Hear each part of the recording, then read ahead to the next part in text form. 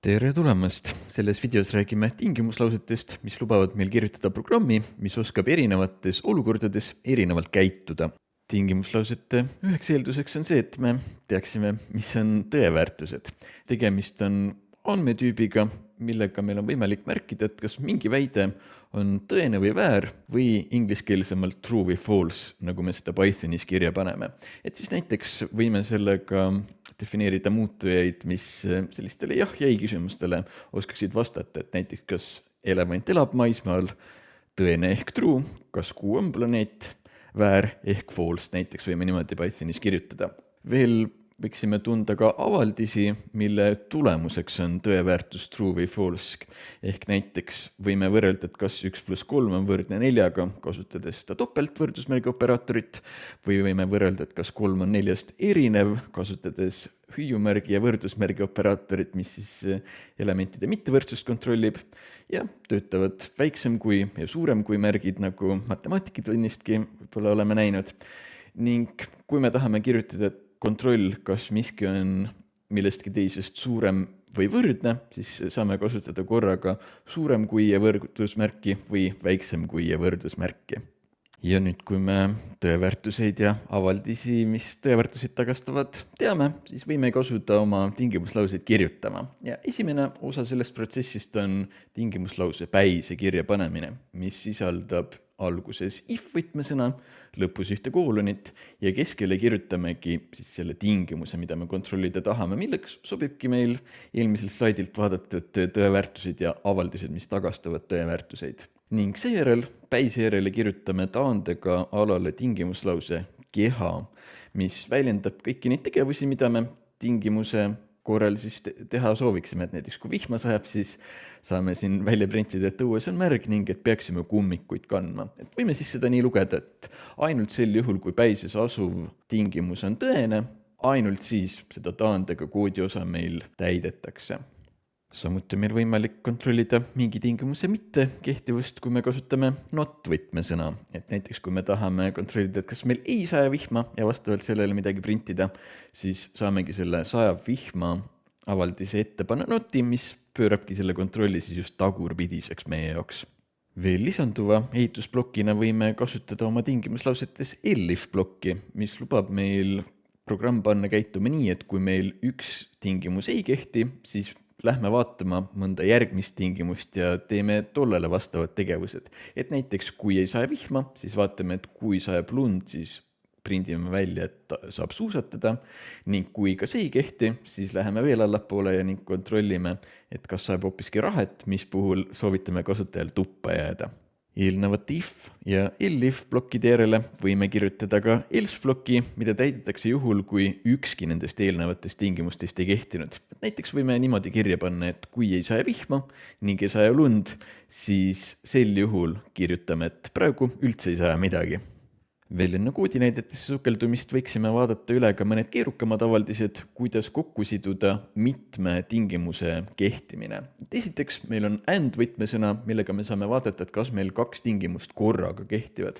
Et näiteks kui me tahame vaadata, et kas on korraga külm ja tuuline ja sel juhul kasutajale soovitada, et peaks eriti soojad kindad kätte panema, siis teine oluline võtmesõna oleks or, millega saame vaadata, et kas vähemalt üks tingimustest kehtib. Võime näiteks kontrollida, et kas sajab vihma või on porine, et sel juhul kasutajale kummikute kandmist soovitada, et kas siis üks või teine või mõlemad kehtiksid nendest. Ning kui me tahame neid veel rohkem kokku siduda, siis arvestame, et and tehe on meil prioriteetsem.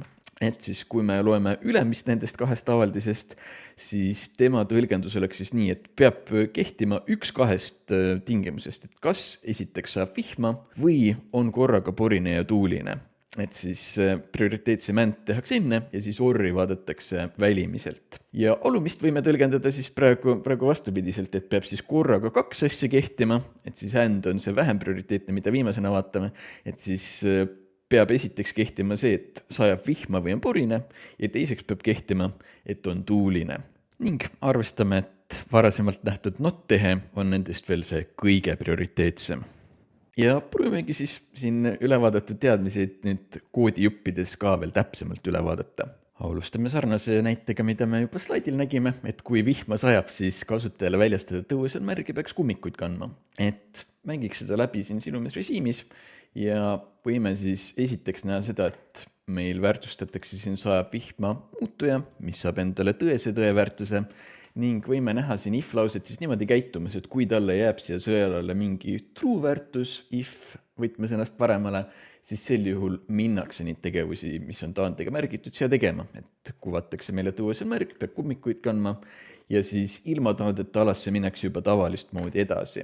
Et võime siin alternatiivselt kohe vaadata, et mis siis, kui me false'i siia oleks kirjutanud, sel juhul meie tingimuslause näeb, et on sõelale jäänud siia hoopiski väärtulemus ning sel juhul meil seda taandekaala üldse ei vaadatagi, et hüpatakse otse siis taandekaala lõppu välja ja prinditakse meile juba see ilma taandeta print, mis ütleb, et võime edasi minna.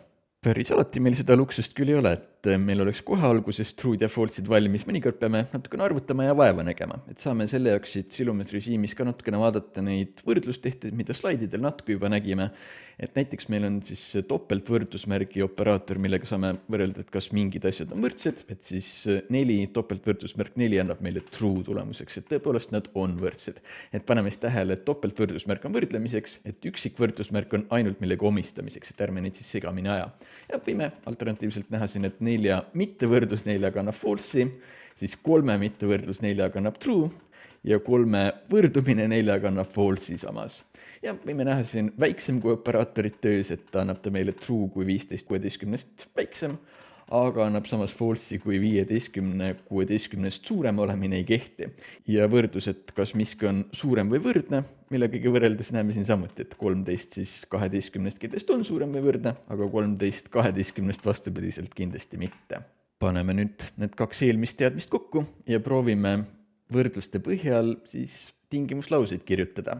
Et võime siis mõelda millegi sellise peale, et meil on näiteks siin üks sõne ilm, mis on siin kas vihmane või tuuline või midagi muud ja selle põhjal siis asume erinevaid asju välja arvutama ja kontrollima. Et vaatamegi seda siin järjest sammhaaval läbi silumisrežiimis, et võime näiteks näha, et kui ilm on parasjagu vihmane, siis võime siit teha võrdlus, et kas see ilmastiku muutuja on vihmasega võrdne.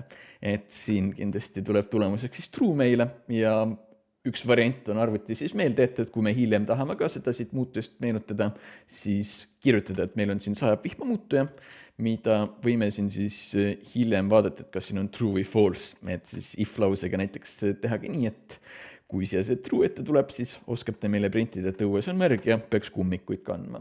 Ja kui me teistpidi kontrollime, et kas see vihmane ilm nüüd on tuuline, siis seda ilmselt mitte, et siis see võrdlus annab meile false'i just, et näiteks tuuleka kandmise kohta sedapidi siis saaksime kasutajale teistpidise nõuande teha. Aga nüüd üldiselt küll me ei kipu niimoodi muutujasse kõigepealt võrdluseid kirjutama ja siis neid hiljem kasutama. Et tihtipeale meil ainult üheskoos ongi neid tarvis kirjutada ja sel juhul me võime natuke lühemalt kirja panna juba ühe rea peale kogu selle asja, et siis otse if'i järel arvutadagi välja, et kas see ilm on vihmane. Kui true, siis sel juhul saame siit printida, et õues on märg ja peaks kummikuid kandma. Ja teise if lause sees võime näha, et teeme kontrolli, et kas ilm on parasjagu tuuline, saame false'i tulemuseks ja sel juhul siis seda tuuleka kandmise nõuannet kasutajale praegu siis edasi ei anna. Siit edasi minnes prooviks kokku panna ühe keerukama tingimuslause selliselt, et toome kasutusele elif ja else võtmesõnad, mida slaididelt vaatasime, et prooviks siis teha nii, et meil on siin mingi õuetemperatuuri muutuja ja proovime oma programmi erinevate temperatuuride puhul panna erinevaid asju tegema. Et näiteks võiksime siin proovida saavutada midagi sellist, et kui meil temperatuur on parasjagu väiksem kui 0, siis võiksime anda kasutajale nõuande, et kuvame talle, et saab suusatada. Et kui me siia temperatuuriks -20 märgime, siis ilmselt seda soovitabki. Siis paneme selle elif'i siia kirja siis vastupidiselt, et kui on parasjagu just suurem kui 0 kraad, siis soovitame kasutajale, et saab jalgpalli mängida ning kui nendest kumbki ei kehti, võiksime else blokiga siia kasutajale kuvada, et võib-olla ei teagi, mida teha. Ning kui see on siin kirjas, siis võimegi näha, kuidas ta käitub, et et 20 kraadiga ütleb, et siis jalgpalli nüüd mängida, ja kui jätame siia 0 kraadi, siis on ta siin otsustamata, et ei teagi, mida täpselt teha. Ja kuidas seda siit nüüd lugeda, oleks siis nii, et neid tingimusi vaadatakse ülevalt alla, et kohe, kui esimene nendest tingimustest kehtib, siis sel juhul seda asutakse täitma. Et kui meil on siin see tingimus nüüd, mis ei ole ükski nendest, ainult siis minnakse see lõppu välja, aga kui me näiteks kirjutame siia siis kraadiks 20, siis näeme, et 0-st ta väiksem ei ole, et sel juhul minnakse siis seda elif plokki siit vaatama, kontrollitakse, et kas nüüd temperatuur on 0-st suurem, ja kui see nüüd kehtib, siis printitakse välja, et saab jalgpalli mängida, aga siit allapoole siis enam üldse ei mindagi praegusel juhul, et näeme siin sellist hargnemist siis tekkimas. Prooviks sellele samale kooditüüpile nüüd vaadata 2 keerukamaks tegevat omadest, et võiksime siia näiteks lisada 1 kontrolli veel juurde, et kui temperatuur õues on väiksem kui -30 kraadi, siis kurdame, et oi kui külm, ei saa üldse suusatada. Ja kui on lihtsalt väiksem kui 0, siis ütleme, et saab suusatada. Et kui näiteks kirjutame siia korraliku pakkase -50, siis sel juhul ta oskab meile kurta siin väga külma ilma üle, aga kui on -20 näiteks, siis ütleb, et saab suusatada küll. Mis on siin nüüd see tähelepanu koht? Meil kehtib -50 puhul ju tegelikult nii esimene kui ka teine tingimus. Et siis temperatuur õues -50 on -30 väiksem, aga 0-st on ta tegelikult väiksem ka. Et siit on oluline ära tabada, et kui meil kehtib siit see esimene tingimus nüüd, siis meil neid järgmised üldse ei mindagi vaatama. Et printitakse meile see oi kui külm ja saab suusatada jääb praegu vaatamata, mis praegusel juhul kindlasti tundub mõistlik, aga see ongi siis oluline komistuskoht, kus me peame tehete järjekorra peale väga oluliselt mõtlema. Et kui meil on sellised väited siin, siis peame mõtlema, et kummat pidi siis seda kontrollima peaksime. Et näiteks kui me vaataksime enne, et kas temperatuur on 0-st väiksem ja alles siis, kas ta on -30 väiksem, siis praegu ta ilmselt midagi mõistlikku ei teeks, eks ju, et -50-ga me oleme 0-st kindlasti väiksemad, ütleme, et saab suusatada ja siis suure külmakartus siin jääb üldse arvestamata. Et siis peame arvestama selliselt, et me kõigepealt kontrollime seda spetsiifilisemat juhtu ja alles siis seda üldisemat, eks ju. Et siin siis see üldisem oleks just siis see, et kas me oleme -0-st väiksem ja spetsiifilisem on see veel, et kas me oleme omakorda veel -30 ka väiksem, et siis seda peame just esimesena kontrollima siin. Nüüd alternatiivselt, kindlasti tegelikult võime ju ette kujutada ka olukordasid, kus äkki tahamegi, et meil mitu tingimust saavadki korraga kehtida ja äkki me tahaksime neist mõlemad saavutada, et praegusel juhul see ilmselt oleks mõistlik, aga oletame näiteks, et kui me oleme piisavalt külma ilmaga, siis saame nii suusatada kui ka uisutada, aga natukene erinevate temperatuuri vahemikega. Et siis see on koht, kus mitte kogemata üle mõelda, et siis mitte minna seda teed, et nüüd jube keeruline if-ide, elifide, elside kompleksi kirjutada, et sel juhul meil palju lihtsam võiks olla lihtsalt eraldi if-lause veel selle teise kattuva tingimuse kontrolliks.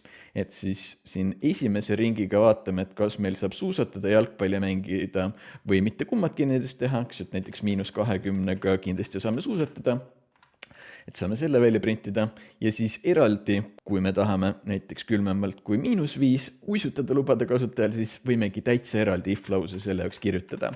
Et siis võime neid ette kujutada siin siis nii, et see esimene komplekt siin if-ist, elifist ja elsist moodustavad siis ühe terviku, millest ainult üks välja valitakse ja kui me tahame, et veel mingi muu asi saaks korraga siin jooksutatud, siis võime selle täitsa eraldi if-i sisse siia kõige lihtsamalt kirjutada, eks, et koht siis, kus mitte kogemata üle mõelda seda ühte if-i komplekti ülikeeruliseks kirjutades. Nüüd järgmisena viskaks pilgu peale ka slaididel nähtud and, or ja not võtmesõnadele. Valmistame ette endale siia mõned muutujad, et näiteks temperatuur õues nagu ennegi, aga paneme juurde veel 2 tõeväärtust, et kas meil lumi on maas ja kas meil järv on parasjagu jääs. Ja selle põhjal proovime siis erinevaid väiteid siin siis kontrollida. Et näiteks proovime jõuda siin järeldusele, et kas on olukord, kus on külm, aga lund veel ei ole sadanud. Et kuidas me ehitaksime sel juhul kontrolli, oleks siis nii, et me peame kuidagi kokku panema kontrolli, et kas meil külm on, ütleme siis, et alla 0 on külm. Ja kuidagi tahame kontrollida, et kas veel siis ei ole lund sadanud. Et siis temperatuur, kas on väiksem kui 0, siis lumimaast peame ümber pöörama, eks ju, et ei ole sadanud, saame siit notiga kontrollida, nii nagu slaididel näeme.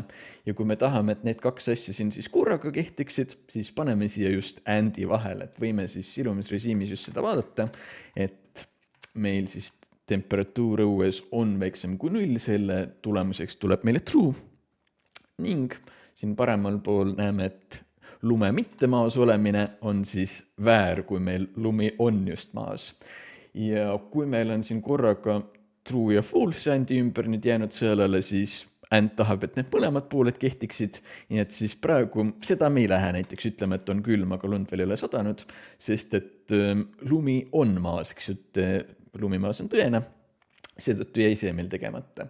Siis teine idee on meil siin siis kasutada AND ilma selle notita, et uurime, et kas parasjagu saab uisutada, näiteks siis ideega, et peab olema temperatuur väiksem kui 0 ja järv peab jääs olema, et sel juhul võime otse nad AND-iga siit kokku panna, et 0-st väiksem kraad olemine annab meile true, järve jääs olemine annab meile true, nagu me siit ülevaltki näeme, ja siis AND kokkuvõttes, kui mõlemale poole on true sellele jäänud, annab meile lõpptulemuseks true samuti ja if oskab siis nüüd seda vaadata, et on tõene tulemus siia jäänud ning selle peale nüüd kuvada kasutajale, et saab uisutada. Siis järgmine idee on siin or'i kasutamise kohta, kus on siis kasutajale mingites olukordades öeldud, et peaks talvesaapaid kandma. Et siis 2 stsenaariumit kujutame siis ette, et talvesaapaid kanname kas suure külma jaoks või seetõttu, et lumi on parasjagu maas.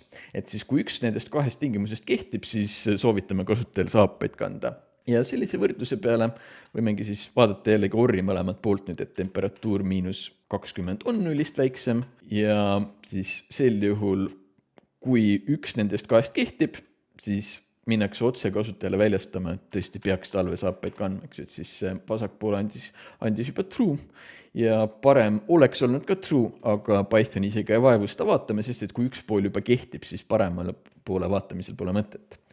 Ning näeme siin allpool natukene keerulisemat väidet ka, et millal saab talvesporti teha, et seda on siis tõlgendatud siin nii, et kui on parasjagu negatiivsed kraadid ja kas on lumimaas või on järv jääs, siis saame kas siis suusatada või uisutada, võime siit ette kujutada, eks.